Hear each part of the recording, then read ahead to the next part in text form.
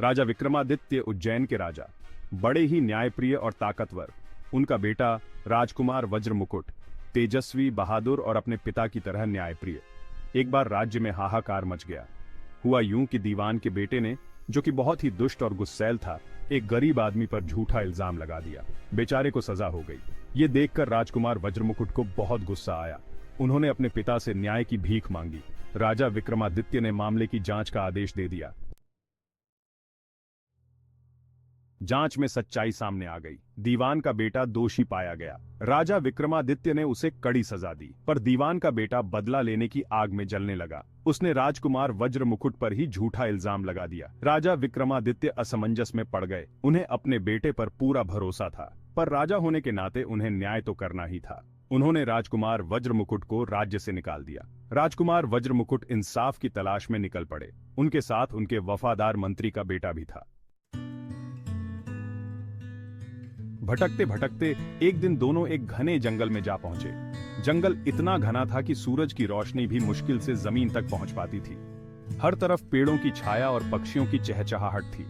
जंगल के बीचों बीच एक बहुत बड़ा तालाब था। तालाब का पानी इतना साफ था कि उसमें आसमान का प्रतिबिंब साफ दिखाई दे रहा था। तालाब के चारों ओर हरी भरी घास और रंग बिरंगे फूल खिले हुए थे, और तालाब के किनारे एक पुराना सा महादेव का मंदिर था। मंदिर की दीवारें समय की मार झेल चुकी थीं, लेकिन उसकी पवित्रता और शांति आज भी बरकरार थी। मंदिर के चारों ओर बेलें और लताएं फैली हुई थीं। थके हारे राजकुमार और मंत्री पुत्र मंदिर में आराम करने लगे। उन्होंने मंदिर के अंदर जाकर भगवान शिव की मूर्ति के सामने प्रणाम किया और फिर एक कोने में बैठ गए। उनकी थकान धीरे धीरे कम होने लगी। अचानक उनकी नजर मंदिर की दीवार पर लिखी कुछ लाइनों पर पड़ी। ये लाइनें किसी प्राचीन भाषा में लिखी हुई थी, लेकिन उनका अर्थ स्पष्ट था। हे पथिक, अगर तुम्हें सच्चा प्यार मिले तो उसे पहचानने में देर मत करना।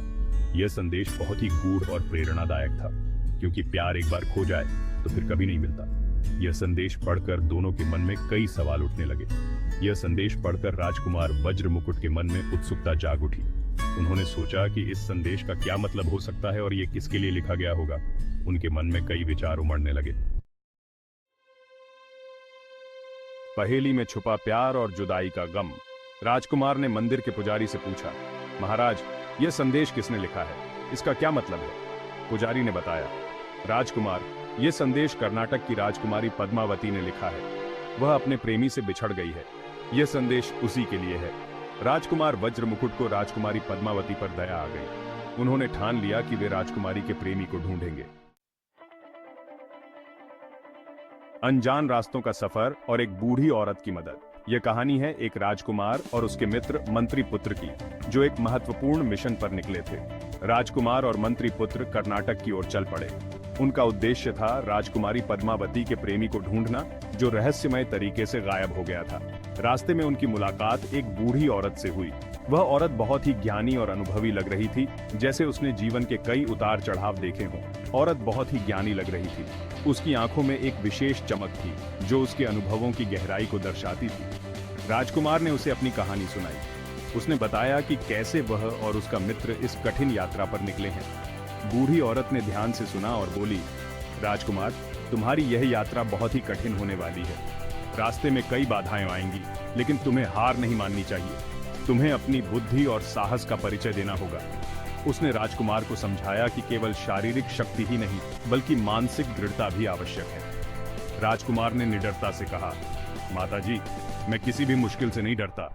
मैं हर चुनौती का सामना करने के लिए तैयार हूं। मैं राजकुमारी पद्मावती के प्रेमी को जरूर ढूंढूंगा। उसकी आंखों में दृढ़ संकल्प की झलक थी, और वह अपने मिशन को पूरा करने के लिए पूरी तरह से प्रतिबद्ध था। प्रेमिका से मुलाकात और गुस्से की आग। यह कहानी है एक राजकुमार और उसकी प्रेमिका की, जिनके बीच प्यार और गुस्से की ज्वाला एक साथ जलती है। बूढ़ी औरत ने राजकुमार को आगे का रास्ता बताया। उसने कहा, तुम्हें अपने प्यार को पाने के लिए कठिनाइयों का सामना करना होगा। राजकुमार और मंत्री पुत्र आगे बढ़े। दोनों ने मिलकर कई बाधाओं को पार किया और एक दूसरे का साथ दिया। आखिरकार वे कर्नाटक पहुंच गए। कर्नाटक की धरती पर कदम रखते ही उन्हें एक नई उम्मीद की किरण दिखाई दी। कर्नाटक के राजमहल में उनका बड़े सम्मान के साथ स्वागत हुआ। महल के द्वार पर फूलों की वर्षा की गई और संगीत की धुनें गूंज उठीं। राजकुमारी पद्मावती खुद उनसे मिलने आई। उसकी आंखों में एक अजीब सी चमक थी, जैसे वह किसी पुराने परिचित को देख रही हो। राजकुमार वज्र मुकुट को देखते ही राजकुमारी पद्मावती आग बबूला हो गई। उसकी आंखों में गुस्से की लपटें साफ दिखाई दे रही थी। उसने कहा, तुम ही हो मेरे प्रेमी, तुमने मुझे धोखा दिया है, तुम मुझसे मिलने क्यों नहीं आए? उसकी आवाज में दर्द और गुस्सा दोनों थे। राजकुमार वज्र मुकुट कुछ समझ नहीं पाए। उनके चेहरे पर उलझन और हैरानी के भाव थे। उन्होंने कहा, राजकुमारी, मैं आपसे पहली बार मिल रहा हूँ, आप मुझे गलत समझ रही हैं। उनकी आवाज में सच्चाई और ईमानदारी झलक रही थी। राजकुमारी पद्मावती ने उनकी बात सुनी और उनके चेहरे पर थोड़ी नरमी आई। उसने सोचा, शायद मैंने गलती की है। दोनों एक दूसरे को देख रहे थे। उनके दिलों में कई सवाल और भावनाएं उमड़ रही थीं। क्या यह मिलन उनके रिश्ते को नई दिशा देगा?